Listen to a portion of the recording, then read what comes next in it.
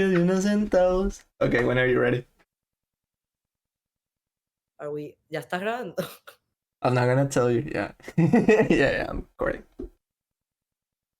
Hello. Welcome to the newest episode from the North. Finally, I'm back with my child, Trulis Bailey, and he's here because a lot of people have asked me where he's been. But I'm an irresponsible teen mom, so he had been with his grandmother for a while. Teen Look, mom. I don't know about teen. well, I might as well be. But what's up, Edu? Here we are. I'm finally back in the States. My Canadian adventure is over, so Edu and I are back in different countries. Yeah, and I'm stuck with an awful winter. You're back. Right. You're back. How's Florida? Did you miss the weather at all? No, I prefer the cold, truly. I hate the Miami like super humid heat. It like really pisses me off. Like I get opposite seasonal depression in the summer here. I get seasonal depression. How? How is that even possible? I don't want to go anywhere because it's disgustingly hot and like I have no energy and I feel like a baby in uterus and I can only go out for 6 months out of the year here. The other 6 months are just misery and snow and ice. The cold like wakes you up. It's like a slap in the face. Or it kills you. Whatever happens first. So anyway, welcome to another episode of From the North, guys. A lot of things have happened, and we've been saying that on the last few episodes. A lot of things have happened since last week, and we are unfortunately living in a day and age where these things happen. There's war in Europe. It's normal that everything changes by the day. And actually, we've been watching this show or listening since we've started. I feel like our content has paved the way for this. Like in a way. You know what I mean? Like we have kind of talked about how something like this could happen, but definitely, and it did. And okay, so let's get right down to it. Last time we did an episode I think it was exactly a week ago. We talked with our friend Kareem Rifai. If you guys haven't watched that, I highly recommend it. But we didn't know then that Putin was actually going to invade Ukraine in the scale and the amount of time it has happened. So today is Tuesday, and it's day 6 since this war began, since Putin's forces went into the Ukraine. As of right now, Kyiv still stands. However, the region of Kharkiv was hit really, really hard. Okay, first the first big disclaimer of this episode and probably the next episodes going forward. We truly don't know what's going on. I don't think anyone in the world truly knows what's going on. We are facing a propaganda war, not only from the Russian side, but also from the Ukrainian side, and that's a reality. That's what happens in a war. It really is the first time that we're seeing it like play out on Twitter in this way. Like, we've never. This is unprecedented like territory, not only for Ukraine, not only for Russia, but for the world. Like we are seeing a televised catastrophe unfolding before our eyes in the news, on Twitter, on social media in general. So it's really hard to know what's actually happening, what's factual, but the big picture is that Russians have been advancing in the east and in the south, not as much as they would have liked, not as much as they would have suspected.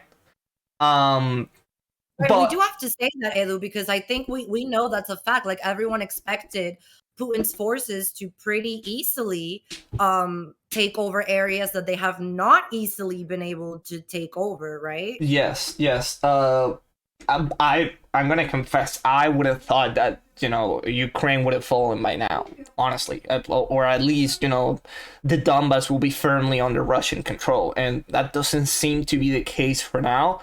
Russians are making advancements little by little, inch by inch, but they are making advancements, and Ukrainians have resisted in a heroic, unprecedented, unseen way.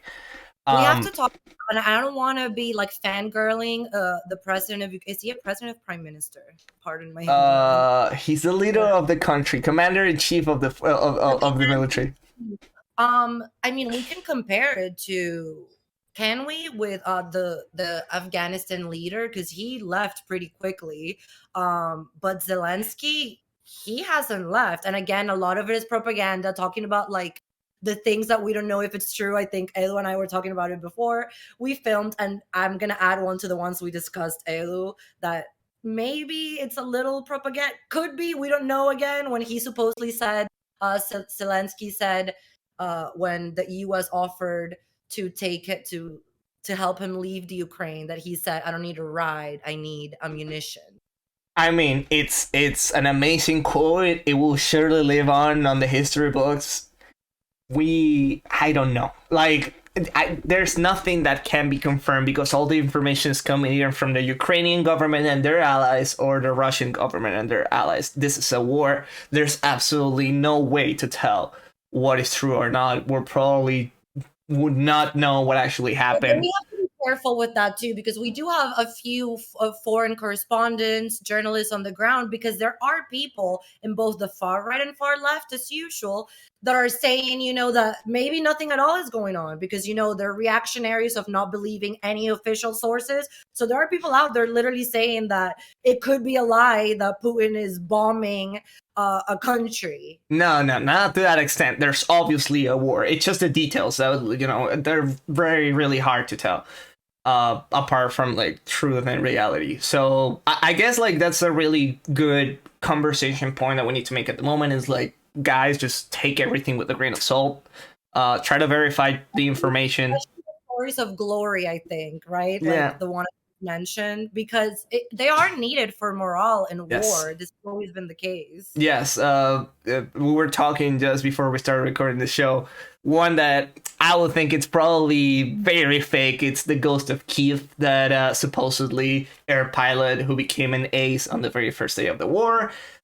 I don't know about that. Well, about Edu, the soldiers at Snake Island, for example. Because, right. I mean, we don't know. Again, we don't know what's true and what's not about these stories of heroism. However, the official story did change, because at first they had said that all the soldiers died after telling the Russian warship to go fuck it. I mean, even if it's fake, if I were to get a tattoo, I think those words would be great. I've been it's funny that you mentioned that. I've been non-ironically, I thought at a moment, like, should I get that as a tattoo? That's actually pretty dope. Or put some flowers in your pockets. Oh, that's...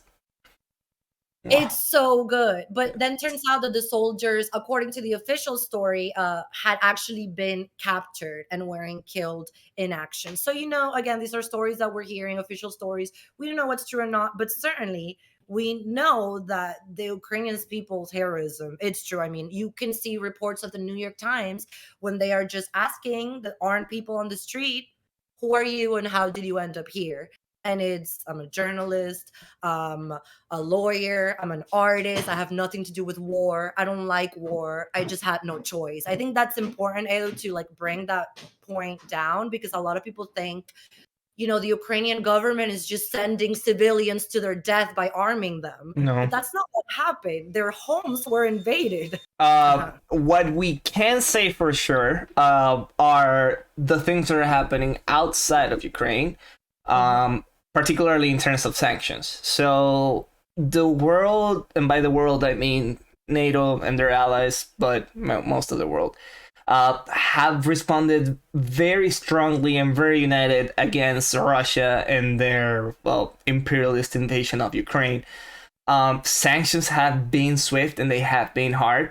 You say Russia's basically caught off from the rest of the world financially right now. Yes, and not only is it cut off, but all like major companies are also leaving Russia. No longer going to be in Russia. Disney's not releasing movies in Russia. I mean, ExxonMobil just like quit Russia today. More like major oil companies, I believe, have done the same. It's big. It's big, and it's gonna create a catastrophe on the Russian economy. In fact, the Moscow exchange hasn't opened this week at all. because they're preventing people from just completely selling everything that they have in Russia and putting their investments and their money outside of the country. Russia, this few days, a little bit of PTSD trauma kicking in with the measures that Putin is taking, but if you've ever lived in a country like Venezuela or Argentina where the governments are so broke that they have to like restrict foreign transactions for their own nationals, this is exactly what's happening in Russia. Russians are not allowed to leave the country with more than $10,000 because that's what you would do if you want to take your money out of Russia. Their currency is being controlled. I believe prices are also started to be in control right now, and that only points towards a very grim, scenario of for the Russian economy. So I have to also point out, Edu, like, of course, this is the right thing to do. It's the only thing the West can do at this point. And it is going to hurt the Russian people. And again, that are also kidnapped by this regime. And I want to mention the brave, brave people of Russia who have gone out to protest Putin's invasion of Ukraine. I mean, hundreds have been arrested. And like, se me paran los pelos, the hairs on my arms rise because living in the US, like in this privilege, like I don't know what it's like risking your life to go out to protest just because it's the right thing. So again, even though we talk about, sadly, we use Russia and Putin interchangeably, like I do want to point out, just like Maduro does not represent Venezuelans, there's a lot of good people in Russia who are suffering from this as well. But I want to make something clear about this, because I've seen that argument against sanctions for a lot of people saying, "Oh, but this is only really hurting the Russian people." It is true. It is unfortunate, but it is what is needed. The other two alternatives will be not to do absolutely anything and allow Russia just to steamroll through Europe, or just facing Russia head on with all the power of NATO. Right. And we always say this is the diplomatic way that people so much ask for. This is it. This is it. Like, this is it. Remember, like, when you ask for Venezuela to be sanctioned, or, if you're one of those people, when you ask for Israel to be sanctioned, this is the kind of things that merit sanctions to a country. And it's unfortunate, again, that the Russian people are the ones that are ultimately going to face the consequences of the sanctions, but this is on Putin's. Well, also in a way, of course, not to the extent, but I just saw that Canada banned oil imports from Russia. Oh, so yeah. Canadians are probably going to be paying more for gas. I think Americans are too, for fuel. And you know what? Has to happen. I think in the big scheme of things, and I know things are hard right now, there will with inflation, but I know. Again, this is the diplomatic way. It is the only way. It is the only way to pressure Russia at the moment without escalating things or just letting them get away with imperialism. My hopes are, and I think the hopes of the world are, really that seeing the Ukrainian resistance, how strong it has been, seeing that, and again, this could be propaganda, but this one I don't think it's much propaganda. I think it's reality, is that the morale in the Russian troops is pretty low because they were not really informed of what they were going to do until they were actually rolling through Ukraine. There have been a lot of reports that they were told that they were training and ended up going into Ukraine. Again, I cannot confirm this, but there have been various reports about this. And it actually makes sense if you study the history of the two countries. Like, they're brothers. Right. They are, like, not geopolitically, but ethnically, Ukrainians and Russians are brothers. Remember, Russia started in Kiev. Russian was the Kievan Rus Empire. And they eventually became two countries, but, they were together during the Russian Empire. They were together during the Soviet Union. Ukraine has only been an independent nation for something like 30 years or so. They're very ethnically intertwined. Most Ukrainians are bilingual. They speak both Ukrainian and Russian, which are very similar languages. So this war it's very hard for both sides to dehumanize the enemy because they're your kin, they're your folk. So the hope is that with the sanctions, with the low morale, not only on the Russian army, but the huge discontent that this is causing within Russia and their own citizens who are overwhelmingly anti-war. We have even seen some politicians and public, like high public figures of the Russian oligarchy standing up and not necessarily, standing for Ukraine, but having their message, which is no war. There's no reason for this war. We gotta stop it. So the hope is that with internal pressure of their own people and the oligarchs that are being affected by the sanctions, as well as external pressure from the sanctions, the not allowing Russian aircraft through their. Like, what would that look like? I don't think after you like launch an invasion into a country, you can really retreat. Like, what would that look like? I would, if I had to guess, Russia will probably try to negotiate taking the two republics of the Donbass and Luhansk. If Ukrainians accept that, which it's unfortunate, but it will probably be a good trade-off at this point to stop the war. That could be the end of it. But the wild card here is Putin.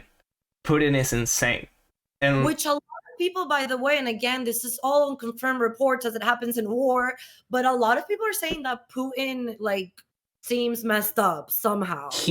He does. And this is my personal perception. And I think a lot of people also share this perception. Coming from a country like Venezuela, which is the same axis as Putin's Russia and Iran and Cuba and Nicaragua, these regimes are very nihilistic. That's their ideology. They're not left, they're not right. In reality, they're just very nihilistic and very, very pragmatic.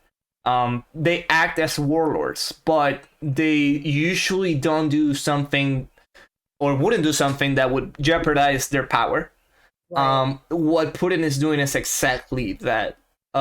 Whatever position Russia managed to gain in up until 2014 in Europe and in the world in general kind of collapsed a little bit after the Crimea invasion and the following sanctions.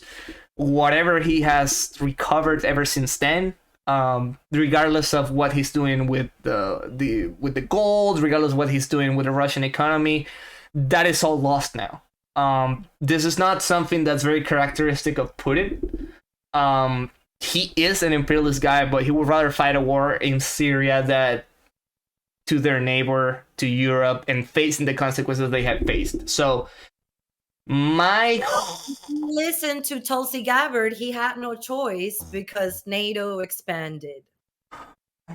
I just fucking hate Tulsi, but I digress. The point that I want to make is that this is not usual Putin behavior, and he's acting very rationally. He keeps pushing for the war, even though the war is not going that great, and Russia's gonna face severe consequences regardless of whether they win or they lose this war. He already threatened with nukes, on the first week of the war. Yes, and that is, I guess, my next point is that we are not close to nuclear war. It's not imminent, but it's as close as it's been in many, many decades. I think this is the closest we've been in our lifetime for sure, and probably ever since the Kennedy years in the Cuban Missile Crisis. It is scary, but that is Putin's main weapon right now. If Russia didn't have nukes, NATO probably would have gotten involved even before the invasion started. But the fact of the matter is that if NATO gets involved in this, Russia's army won't stand a chance. The Russian army is actually not that big to begin with. But they have the nukes, and Putin is acting erratically. No one knows what he's capable of. So I regret to say, I think Ukraine is probably going to fall eventually.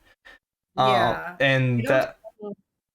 it's sad to think, but it's the reality because Russia simply has a bigger army than Ukraine's, and Ukrainians are only getting they're getting a lot of aid in terms of like weapons and crews and fuel and food, but that's simply not enough when you're facing Russia.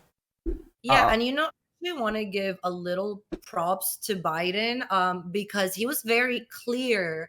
And a lot of people don't like that. A lot of people would like the U.S. leader at this moment to do something like what Trump used to do, like threaten Maduro with a tweet. But Biden was just honest, and he said what we all know, that unless Putin messes with NATO territory, U.S. troops are not getting involved. And that's what we knew would happen. However, the situation could change. Putin may want to keep advancing. As we were discussing before, Finland now wants to join NATO as well. It looks like they're like speeding up the process. Sweden as so is well. Sweden. Yes. Um, Sweden. So Putin has already said, you keep expanding NATO, I'm gonna keep expanding as well. So, And that's the other thing, though, that what's concerning for me is that the world knows that this is a possible. The world knows that if NATO goes full front against Russia, Russia, or not Russia, Putin, it's likely to just drop the nukes. So if, this spills over to a NATO country, I even see Article 5 hardly being implemented. Because, say, for example, hypothetically, say they invade Estonia, it's a member of NATO bordering with Russia. Is the world's gonna have to make a decision? Do we want to risk nuclear war? So, like, there's no end to this. There's no end to Putin's ambitions, other than doing exactly what the world is doing right now. And I applaud what they're doing right now because it's probably the most sensible thing to do, which is just asphyxiate Russia with the hardest possible sanctions and see what happens from there. But again, Putin is a wild card. I think he's fighting for his legacy, whatever he thinks his legacy is going to be. And when you are a megalomaniac dictator like this guy, who essentially wants to be a czar, who misses the years not only of the Soviet Union, of the Russian Empire. And he has a world context that works for him. And it's what we have been talking about on this show. Yes. That democracies have been decreasing, authoritarianism has been increasing. So last episode, we were talking about, like, also, why now? I mean, the context right now helps Putin's ambitions. And again, of course, thank God. And I think this is the good thing coming out of this. If anything, is that the free world has now had to firmly unite, like, with or against, like, it's the situation.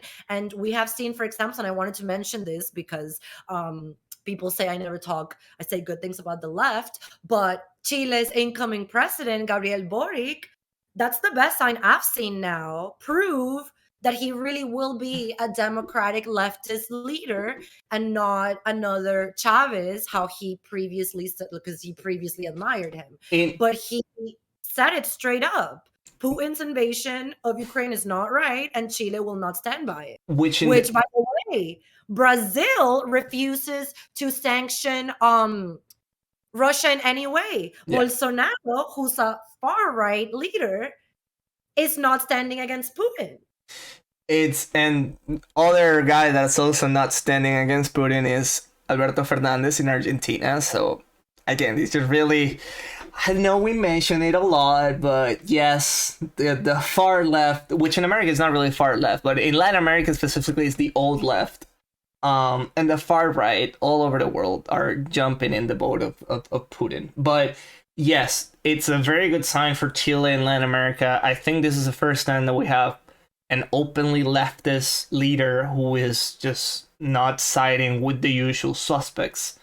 Because people like to talk about like Pepe Mujica, but Pepe Mujica was a fucking dipshit, and he loved Chavez and he loved Maduro, and like he kept a literal tanky, because the term comes from defending tanks running over people, which he did. The tanks are leftist, and he literally said to Venezuelan protesters, well, don't stand in front of the tanks. Exactly. So this is a very good sign. I gotta say I respect Boric a lot for doing that. Again, I'm not a socialist, very far from it. But it gives me a little hope for Chile, and hopefully, if there's gonna be a left in Latin America, this is the type of left that it needs to be. It needs to be a democratic left. But yeah, Another good thing though, Edu, is that, for example, a lot of people I talked to you about this before. I am gonna bring it up. yeah, Tell away. A lot of people, are saying the things of always like, oh, the world is only caring about this particular conflict because the victims are white. That's not the case, but I'm not going to get into that. Coming from someone who comes from a place of brown people that the world doesn't care about our problems, didn't for a really long time, I still think it's good that people are going to wake up because of what's happening to what's really going down in the world. And yes, it's not, again, left versus right. It's democracy versus yes, authoritarianism and dictatorships. yes, So something that's been very positive coming from this is that Twitter is now branding people and entities associated with Russian state media. They're branding them on Twitter so everyone knows if they're spreading propaganda that they are tied to the Russian state. So we Venezuelans have been asking for this to be done to Telesur for the longest time. Of course, no one listened to us. They still haven't done it to Telesur, but we will still, the Venezuelan cause for freedom will benefit from entities and individuals that are tied to RT and to Sputnik media being branded as such, because they absolutely. also push pro Maduro propaganda, pro Castro propaganda, pro Ortega propaganda. It's the same We will people. all benefit. Absolutely. It's a good thing.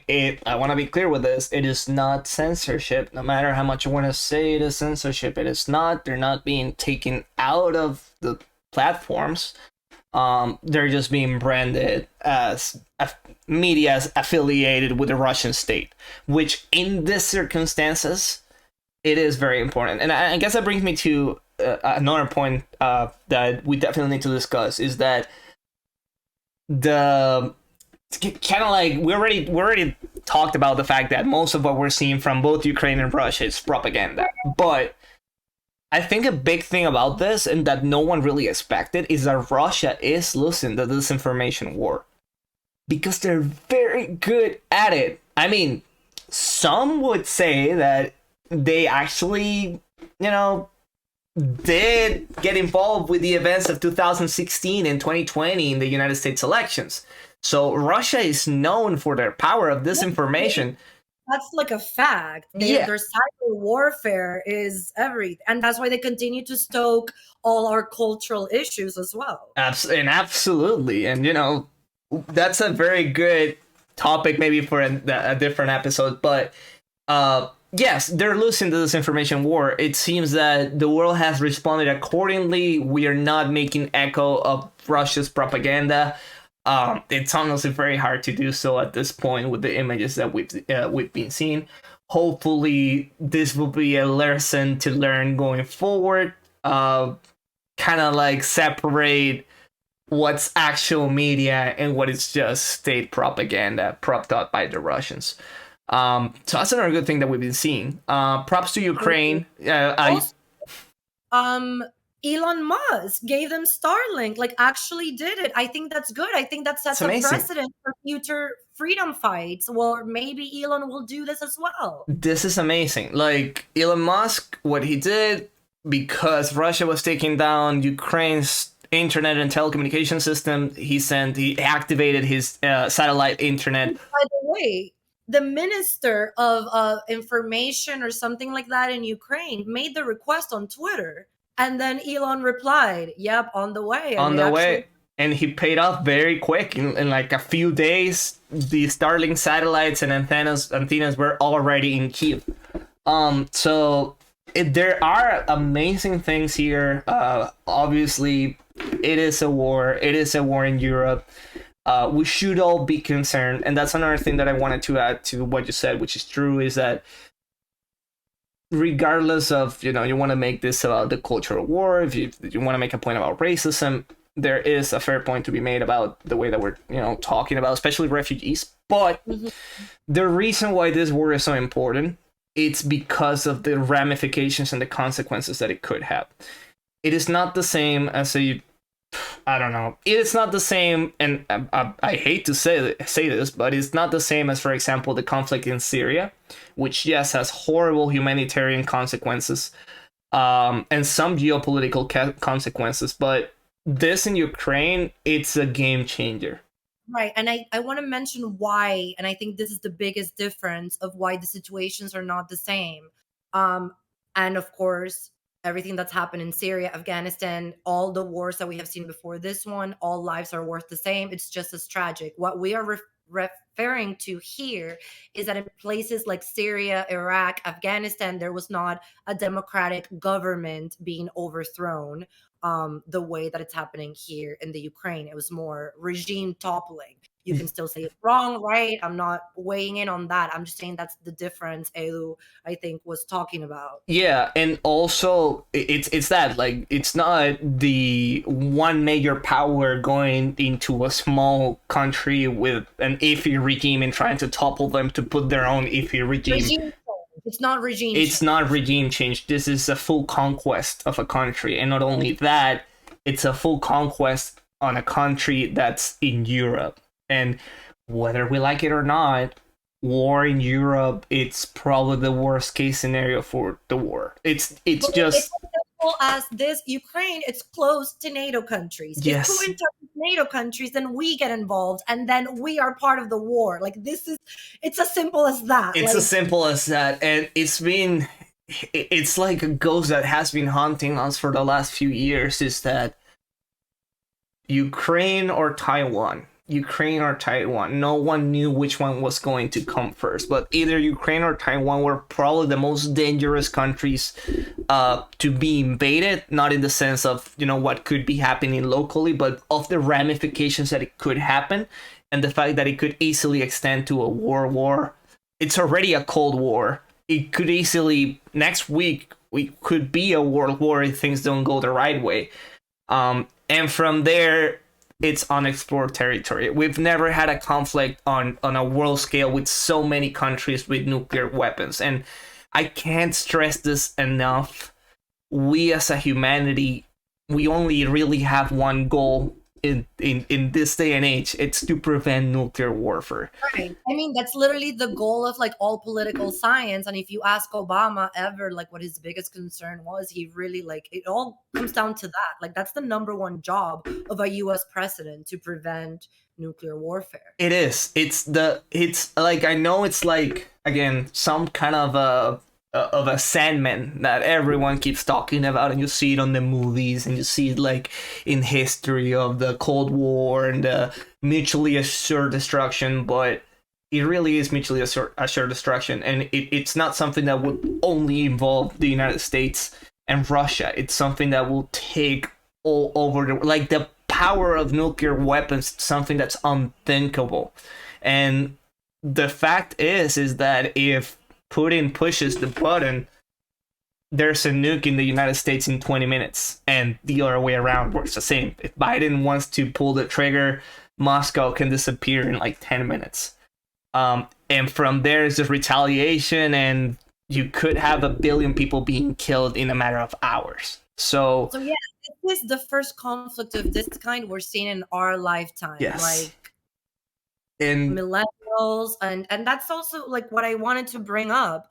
I just saw a great thread that I shared on my Twitter because we talk about this often, like why millennials and young people have lost confidence in America's ability to be a force of good in the war and in the world. And it's because the conflict that shaped our lives until now was the Iraq war. yes, And that did not make the US look good. And no, we developed like a shame over what our influence in the world can be. But I hope those people now are paying attention to this conflict right now, because I think it shows more realistically what geopolitics are right now, what our yes, options are, who are the powers, what are their objectives, who believes in democracy and the ways of life that we have been enjoying for over generations. And I tweeted something that made some of the people that I know watch this show maybe not happy, because I said, the rich world has been fighting over who's a racist and who's not. Meanwhile, the dictators everywhere have been coming together preparing for real war. Yeah. Now, I don't mean that the fight for racism is not noble or that racism is great. Absolutely not. I mean, I want to have conversations, guys. I'm talking here to the viewer. Where like those things are a given. I don't want to keep repeating that racism is bad, that Trump is bad. Like, I say it once, and I hope that you already those are my beliefs, and we can move to discussing other things. I think there is a list of priorities. Like Andrew just broke down what nuclear warfare would really mean. And I'm going to say it. I think the fight for racism, it's great and it has its place and we need to keep doing it.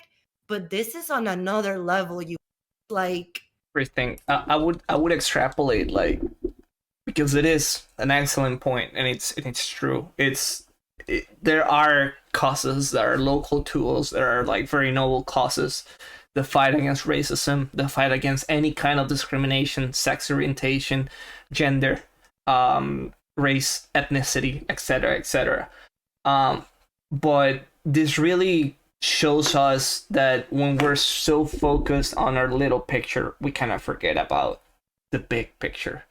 And again, like, all connected, Elu, because if you really think about it, in Putin's view of the world, or Xi Jinping's, it's not okay to be a Muslim. It's not okay to be gay. It's no. not okay to be transgender. So it's actually one and the same fight. And they're all taking over. Like, they are full on. Oh, at least Russia for now. It's just unmasked completely, mask off, full imperialist Russia. This could happen with China next month or next year, or maybe in 5 years or to 10 years, but it could happen. And these things that are worth fighting for, that we feel that, I feel that maybe this is the point I'm trying to get at, is that I feel we feel more safe than we actually are. And that's why we can't afford to worry about these things that are not silly, they are not little, they are important. But when you put them on the context of what's going on in the world, they just go out of the window. Like, guys, like, we could all die tomorrow. And we don't want that. I don't think anyone wants that unless you're depressed or whatever. But we really need to learn a lesson from this. And I think we are. I think that, for example, here in Canada, before this happened, the big topic was the convoy. Right. The freedom. No one's calling Trudeau a fascist before this. We needed to see a real fascist, I guess. Yes. To understand. People were calling Trudeau a fascist or as a communist dictator, and like we were making this big extrapolations about, if you were with a convoy, then Canada is essentially a communist country, a fascist country. We had that discussion. I'll give us our treatment. That discussion that we had about whether, mandates are authoritarian or not goes out the window when fascist is invading a country. It goes out the window. But in our defense, the main topic of our show it's the big picture all the time. Sometimes we can afford to discuss local and minute things like this. Exactly. At the time, we weren't facing nuclear warfare, so we had the time to think and debate this. Exactly. But after this happened, no, I haven't seen anyone talk about the convoy anymore. I don't know what, issues in America, America might be facing, or they were facing before this, maybe the midterms, maybe still the whatever problems Ukrainians have, I don't care. But all of that went out the window. Like, we really need to pay attention to this. It doesn't work to do virtue signaling and say, oh, what about Venezuela? Oh, what about Palestine? Oh, what about it? Like, guys, it doesn't matter. Like, this is serious. This is important. I invite you all to, well, I don't invite you all. If this is too much for you, if this is overwhelming, of course, by all means, you do what's best for your mental health. But if you can, you need to be informed because this could affect our lives in matters that we can easily like comprehend. So yeah, authoritarianism versus democracy. That's the Yeah, big picture, and we're of seeing course, we have our the differences and we can consequences. be fiscally conservative or, social democrats, and that's all fine. But at the end of the day, the bigger fight is with authoritarian powers, and most of us agree with each other on that we like democracy. So let's see it that way so we can come together and fight the ones that actually want to oppress us, because at the end of the day, we our disagreements are on the minor things, like, okay, how do we arrange our democracy, how much we pay for this. But the large majority of us agrees that the democratic model is the best one we have found, and that's why what's happened to the Republican Party, it's so concerning. Yes, because that should be a given. We should all be on like at level zero. That's something that's a given. Pro human rights, pro democracy, pro electing our leaders. And I think at the end of the day, most of us do agree on those things. So it's time to really unite against the actual fascists. Yes, this is like, again, I know it sounds contradicting, but again, like, guys, we're in a different world that we were 2 episodes ago. Like, and it's our episodes are probably gonna be on a different tone that they were before because they have to. But we always call for you guys to look at the nuances of the situations, to look at the big picture of every situation, every geopolitical situation, to not necessarily, do virtual signaling or knowing more than other people do, but to really understand what's going on in the world and in your own countries. This one, though, there's no nuance. This is pretty much black and white.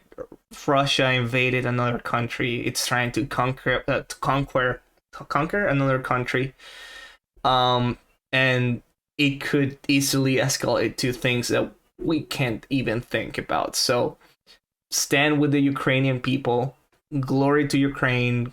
Glory to their heroes. And to all the Russian invading troops, I wish you all sunflower. Go fuck yourself and put some sunflower seeds in your pockets. Thanks for coming to our episode this week. Remember to like and subscribe. Remember to hit the bell. We forgot about it again. And glory to Ukraine! And glory to Ukraine. Bye, guys.